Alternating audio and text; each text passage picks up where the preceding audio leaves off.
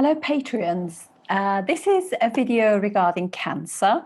Cancer, as you know, is the fourth house of the zodiac, ruled by the moon. It's an very, very important Rashi generally because wherever it is situated in whichever house it is in our house, stuff to do with that house makes us happy. So if it's your seventh house, you get happiness through your relationships with others, partnerships, business interactions, partnerships. And if it's your fifth house, your children give you happiness. And also if it's your ascendant, so that is security, happiness, all those beautiful things to do with the moon and Cancer are very important to you. Cancer is also, although we always look at the 12th house for the quality of sleep, or also the other one is the 25th nakshatra in the 28th nakshatra system, not the 27th. That the Manasa nakshatra also shows how much peace you have, mental peace. But also because this Rashi is all about the deep sleep kind of stage of consciousness, it also shows the quality of our sleep as well. So this is something that we want to bear in mind. It obviously rules. It's a watery Rashi, rules all bodies of water, and it rules body fluids as well, and it's also all to do with breast, heart, and chest area as well. And it shows how receptive you are. So if a person, for example, is not very receptive, it's probably because it's got bad aspects in it, to Cancer or malefic sitting there. A waning moon as well will show that as well, because these people don't know how to receive, so they just feel as though they constantly have to give and nurture others. So I'm just going to start sharing my screen so you can see a chart. I think it always looks better if you look at a chart. So let's have a look. Okay, so I've made it into Cancer ascendant. So as you can see, it is Cancer ascendant is situated between Mercury and Sun. So it's obviously what you can say is that it is quite an intelligent sign. It's your emotional intelligence in a sense, that could be what it's representing. So let's go through some of the things to do with Cancer generally. So we said this watery Rashi, it's Rajas, it's all about creation and making things. It's the at 5 degrees is the exaltation degree of Jupiter. Oh my goodness, look at that. 5 degrees this ascendant. It's just pure luck, so that's amazing. And also at 28 degrees will be the debilitation sign for Mars. The direction of this sign is north, and you'll find the deity is actually Divine Mother or Amber. It's obviously it reacts with water really well, and it likes to give, and the color of this Rashi is pale rose. The number of legs is plenty because it's centipede. So he likes to have stability as such. And so basically you can see that it kind of, it's all about all bodies of water. It's an emotional sign, so it's very important. And some of the adjectives that you can use for this is like compassion, feelings, emotions, security, nurture, nourishment, home and mother, resting, sleep, and things like intuition, flexibility, because this is a very flexible Rashi, and the inner child, innocence, support, dependence, privacy, because obviously it's a natural fourth house of the zodiac. So it's very hidden house. This is where we rest and we take ourselves away from the world in a natural zodiac. So we can say that, you know, obviously moon is the lord of this, and it's obviously the first house is aspected by Saturn and Mars as well. So from there you can see aspects it as well. So you can Mars obviously being the yoga karaka for this planet, this sign. So it's a really nice. It can't do any harm really. In all fairness, even if it's debilitated in the first house, it still has the back of, you know, it's got your back, if you like. So this is also at the end of this Rashi at 30 degrees before we go into Leo. This will be the first set of 9 nakshatras finish. So from Ashwini, and it finishes at the end of Ashlesha here. It embraces part of Punarvasu, all of Ashlesha, and all of Pushya, and all of Ashlesha. And obviously we know that it's Jupiter ruling Punarvasu is all about doing things more than once. It's inspirational. Pushya is about learning and giving to others, and Ashlesha likes to bond with others. So this is the theme of this this nakshatra. The nakshatras within this this sign. So we can actually say that the people who are born on a dark moon, because it's the Lagna Lord, will have more. They will be more spiritual and probably not that much into the wealth that this ascendant can have, and obviously we said that two malefics in a sense also aspect the first house as well. So there could be like I mean, it can obviously make the make you slightly weaker really because of that bit, but they become very, very spiritual, which is wonderful. So Amavasya and, you know, new moon and just after new moon, it can be a little bit difficult.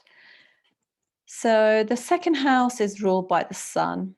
So it's between moon and Mercury really, this second house, Virgo and Cancer. And also Saturn aspects it as well from there. Obviously Aquarius, and don't pretend this is an empty chart, no planets there. So from there, from Aquarius, obviously if Saturn was there, will be aspecting this house. So this is what you want to actually think like this. So you can see that they will be like because of fixed house, so they like saving money.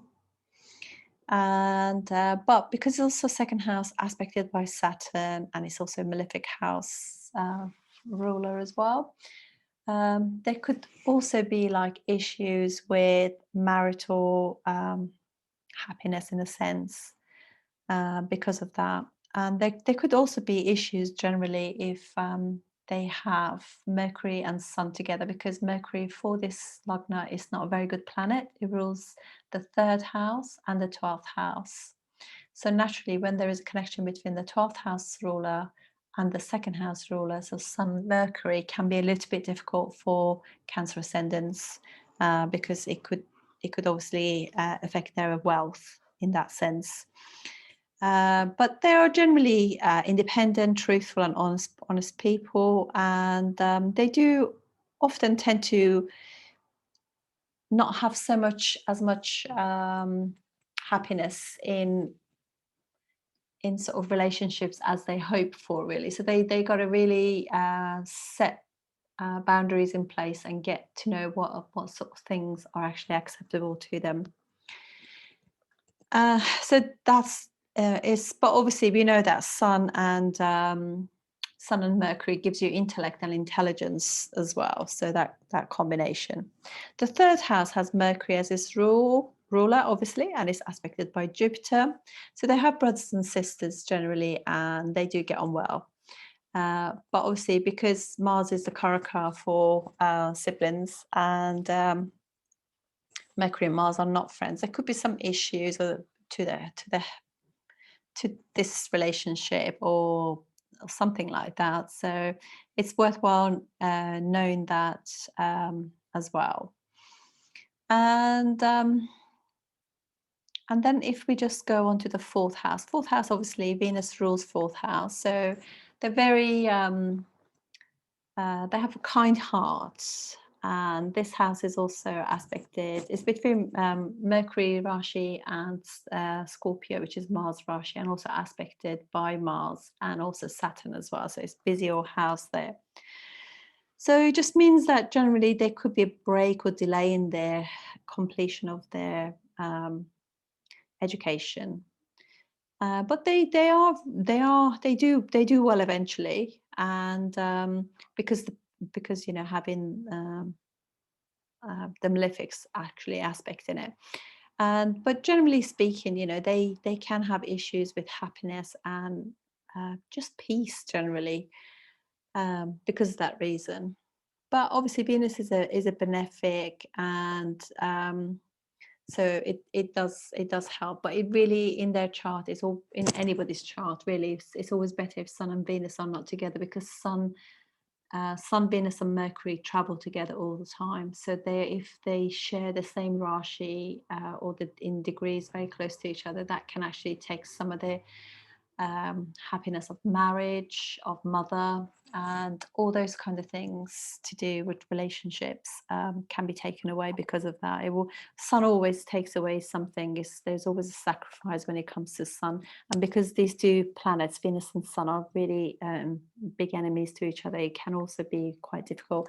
This can be quite difficult, particularly for men, because obviously Venus is karaka of love, particularly for men. But obviously Jupiter is much more, it's very different for Cancer, because also it's friendly with the moon, and also aspects the first house from Pisces. So it's completely different. But they do end up having great homes and great large circles of friends, because obviously Taurus is also ruled by Venus as well. Okay, in the fifth house is ruled by Mars, and it's between two benefic Rashis and aspected by a benefic Rashi, Taurus. So basically, this house also aspected by Mars and Saturn as well. So they have highly intelligent kids. They are very intelligent themselves, and this is all the sort of like purva punya from previous lifetime as well. So they can be generally quite lucky, because it's house of luck as well. And obviously they could have children, because Mars, the ruler, is friendly with Jupiter, which is karaka for children as well. And they get quite a lot of respect from their children too. The sixth house ruler is Jupiter, and this has got the aspect of Mercury as well from Gemini, obviously. Shows that these people can have some issues in life, because obviously wherever anything to do with Jupiter expands that. And but they can overcome some of this as well, because basically, you know, as time goes by, stuff like that. So, but they can actually get themselves into debt and issues such as that, that they need to take care of. And actually they grow with that, because it's Sanupachaya house. So the seventh house is Capricorn, ruled by Saturn. So you can see that they have very hardworking spouses who climb the ladder of ladder at work and achieve really well. And as you can see, because Saturn and Venus are also friends, so they have luck in gaining marriage. But obviously Moon and Saturn are not so friendly towards each other. So although they're happy, it's not complete happiness. It's more like it's almost like it's a dutiful kind of relationship. But obviously you need to really see how things are going with the sun and how close Sun is to Venus. That will be really telling about the happiness there. The 8th house is ruled by Saturn, Aquarius, aspected by the Sun as well, aspected by also by Mars from there as well. So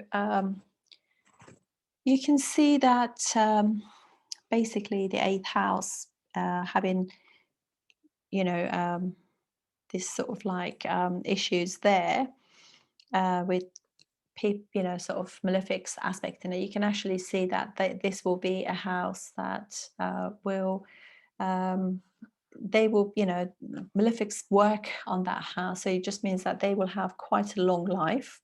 And uh, and because the Mars aspect in it, they're less likely to have a long illness, more likely to have like an accident or some sudden death or accident or something like that, but they will have a good life.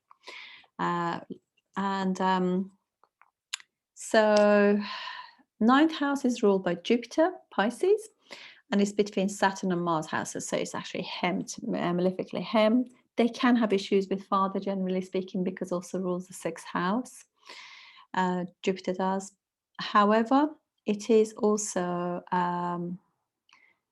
because Sun and Jupiter are friendly towards each other, and because Mercury and also Saturn rule that as rule, you know, aspect the house as well, they could have paternal property, and also they will help with further education and travel as well, long distance travel. And the 10th house is amazing because ruled by the Yoga Karaka planet. It's between two very benefic houses, you know, signs, Jupiter's sign Pisces and Taurus, and also aspected by Venus as well, and also aspected, you know, so it's kind of very, very what you call, it has got a lot of support, that house, literally, and also gets aspect from Saturn too, which gives it stability too. So this is where their successes are. They will be very successful at work, very much respected. They will be honest and do put the hard work in. It's fantastic. Yoga Karaka planet as well, so they are very, very much respected at work. And the 11th house is ruled by Venus. Venus, obviously, 11th house is a bit tricky in Vedic astrology, but they gained quite well at work, and it has got aspect of what would be like from Scorpio Mars, and as such as well, you will find that Venus and Mars are friendly anyway, are, you know, in quite a lot of the old texts and everything. So it will be really good. They gain quite well. They have a good group of friends as well, and things just get better and better for them, as you know, because again, you know, they work hard, so they get quite good gains. And but they can actually get themselves into a bit of debt as well, just purely because they're kind of if we go to their 12th house, Gemini, it's between two benefic signs, Taurus and Cancer, aspected also by another benefic planet as well. So it just means that they can actually be very good at spending money, can get themselves into a bit of, you know, losses and things, can lose some money in the middle of their life as well. So it's worthwhile knowing that. So those are some things about like the Rashi itself. And generally speaking, you know, it does say in the text, it does say that they could also obviously, did I tell you that pink is a color for this? So if you're feeling you want to attract that, you know, the goddess, you know, the what you call divine mothers, you know, you can actually wear pink to attract that, or surround yourself by you know, some pink stuff as well at home, which is lovely. So let's have a look at some of this thing. So obviously water is quite good for them. Being around water, near water, is good. And what the things that I've kind of noticed as well. So one of the things that really helps a Cancer ascendant is being flexible and not too rigid in their thinking, generally speaking. Obviously, this is all to do with the heart chakra as well. So this, anything that can make your moon strong will help, and also Venus, because Venus also rules your fourth house. That again becomes, and Venus, Taurus and Libra rule. Venus rules heart chakra, so it's very good for them in order to love themselves. It's a big thing. They also got, obviously, as Cancer ascendant, they literally have this mind and heart connection. They have a big heart, good intuition if they listen to, and they're sensitive to other people's feelings and real empaths. Moon in Virgo, or rationale, scientific, intellectual, and intuitive, very logical mind. So it's very different in that, when Moon is in their third house. Moon is debilitated in a bad way, so they can be sensitive to others. They can read people's things, and that can make them feel a bit unstable, if you like, that kind of thing. And they get more balanced though with age. Everything gets better with age, because we realize we our role in what happens as well. And an evolved moon, which is, you give your mind a bit of rest, meditate, yoga, and taking yourself away from your mobiles regularly, helps to evolve your moon, which makes it much more intuitive, reflective, and it does also helps them if they also, because it kind of gives rationale to the mind, so you actually start thinking before doing any action. Moon in Pisces can be people who are very psychic and intuitive, and they kind of can channel to the other side, to the higher spiritual levels as well. And so Moon in Sag can be more dharmic things as well. And so unconditional love as well is part of what Cancer is really, particularly if Moon is well placed. And they also, one of the things that I would say, which is a remedy for Cancer, is to realize that life is a two-way street, and give unconditional love. You should also receive it. That is how it is. That's some of the things that go wrong with the fifth house Moon in Scorpio, because they should be giving unconditional love to their children. There should be nothing attached to it. So what else? Moon in Taurus is not as empathetic as you think, really, because it's making choices based on Venus. So that's much more grounded energy, and it is a grounded earthy rasi as well, Taurus. So that really helps that. Moon is also, you want to know that it's audience, Moon, crowds. It's your popularity. Moon in the 10th house makes people love you, and you become a bit of a magnet. Moon is also lust. Moon in Scorpio is sexual and passionate, and Moon in Cancer is more emotional sex, if you like. So they're more likely to just have a good old cry after that. So you see, your emotional center basically it's like I feel. It's experience is always through feelings and emotions, and reacting due to emotions, feelings due to emotion. Jupiter's exalted sign, so it's heart, wisdom, and happiness. So Jupiter in Cancer is wisdom based on happiness, basically. Mars here is feeling, so that it's like acting, and it likes to be acting, but it becomes a bit inactive here, and overwhelmed by all the emotions, and makes it feel kind of powerless, that I can't do. That kind of paralysis of action. They don't really force things on people unless Mars has bad aspects. They're just not very active. They're more reactive rather than active. All life is supporting organs are in in Cancer, like the heart. Person does not work hard if any planets in Cancer can be a little bit lazy, not follow the rules. They'd be a bit dreamy. It's a little bit like Pisces, you know, where it's too feeling really. Atmakaka in Cancer, not interested in work really, working hard in the gym, not hard worker. This is an emotional sign, so it can be a little bit thinking and pondering situation.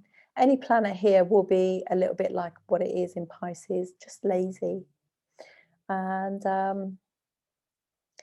they just like need a haircut but can't be bothered, you know, that kind of thing. Don't want to put the effort into it. Venus here means that they don't really want to put effort in the relationship. They feel too royal, if you like, to do anything. Ketu here in Cancer, no effort into spirituality, just sort of intuitive, really. Saturn in Cancer can cause alcoholism because it's a very liquidy sign. They also want to be appreciated for the things they do for the community. They would take a picture of something and put it on Facebook, if you like, that kind of thing. That look what I've done. Venus and Cancer people want people to appreciate them naturally because of their beautiful things, you know. Jupiter has slight morality issue. If in Pushya, someone else will be the father figure, if you like, at the wedding or something. Any planet in Cancer will cause issues. Seventh Lord will be lazy about their appearance, lazy and unreliable. It's just that kind of thing, you know. 10th Lord in Cancer, you could never be, well, you're not that fixated on the job really, unless if there are obviously other aspects and things and changes in D9. Any planet in Cancer, there will be a slight morality issue. Rahu, people will blame you for stealing at least once. Rahu in the 4th house in Cancer, no effort in keeping your house tidy and decorated and updated. Your car will be, or car maintenance, or even your education will take years to get your degree. Venus here, this is a wife that doesn't make the effort, as we said earlier, dresses lazily and all of that kind of stuff. There will be like people who still like, you know, go out to could even walk around in their sleep, you know, pajamas and stuff. Jupiter in the 4th house of Cancer, a dress, address will be confusing. Like when they write something down about their address, it's just really hard to see what do they mean. I can't read that. Rahu in Cancer people will probably not trust you or think that you're sort of like not genuine or something. So these are some of the things that you know about this Rashi, but it's obviously a nice one because it's a very nurturing one, really. But obviously, you always want to look at the aspects to the house where moon is, whether or not it's bright or it's waning, and then obviously you want to check everything in D9 to make sure you know how it's going to perform. And remember that, you know, even if it's in a bad condition in the D1, if it actually gets stronger in the D9, then, you know, with time and working on it, things will actually be absolutely fine. So I'm going to stop sharing now, and I hope you enjoyed this video, and I look forward